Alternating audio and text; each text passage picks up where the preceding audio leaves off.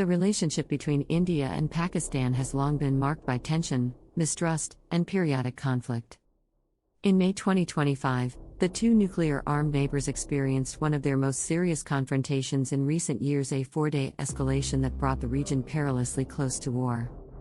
Understanding this conflict requires a careful, balanced examination of its causes, events, and consequences.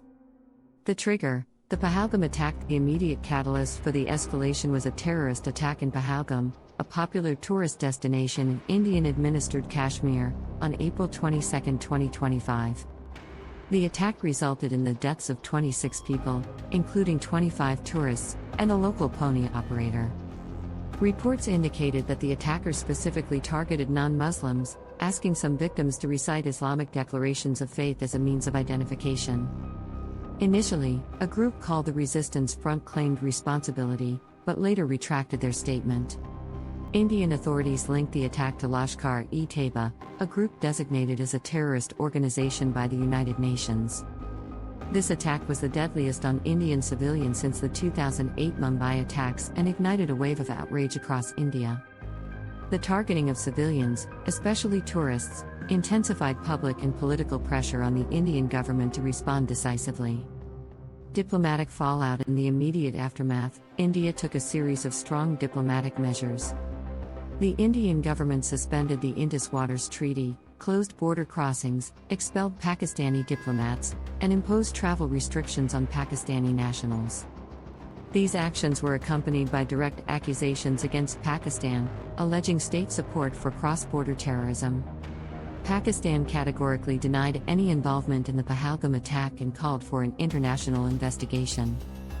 In response to India's measures, Pakistan suspended visas for Indian nationals, closed its airspace to Indian aircraft, expelled Indian diplomats, and suspended the Simla Agreement. The diplomatic standoff quickly escalated, with both countries hardening their positions and border skirmishes breaking out in the days that followed. Operation Sindoor, India's military response to the conflict, entered a new phase on May 7, when India launched Operation Sindoor.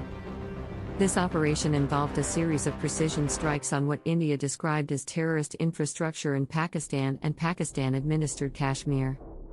Advanced weaponry, including Scalp cruise missiles, Hammer precision-guided bombs, and loitering munitions, was used to target locations associated with groups like Jaish-e-Mohammed and Lashkar-e-Taiba. Indian officials stated that the strikes were limited to military and terrorist targets, emphasizing their intent to avoid civilian casualties.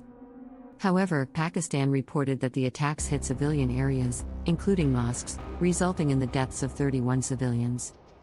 Pakistan also claimed to have intercepted several Indian projectiles with its air defense systems. Pakistan's response and the first drone battle on May 8, Pakistan reported that 25 Indian drones targeted major cities such as Lahore and Karachi. Pakistani authorities claimed to have shot down several drones, but also reported civilian casualties from drone debris. In retaliation, Pakistan launched Operation Bunyan al-Marsoos, which included a ballistic missile strike aimed at Delhi.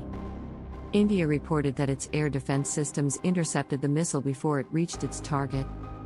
This conflict marked a significant technological shift, with both sides deploying large numbers of armed drones and engaging in cyberattacks against each other's government and military networks. Analysts have described this as the first major drone battle between nuclear powers, highlighting the evolving nature of modern warfare. Ceasefire and international mediation. Amid escalating violence and mounting international concern, especially from the United States and China, both countries agreed to a ceasefire on May 10. However, within hours, each side accused the other of violating the agreement, and sporadic clashes continued along the border. China offered to mediate, positioning itself as a neutral party interested in regional stability. The United States and other global powers also exerted diplomatic pressure to prevent further escalation.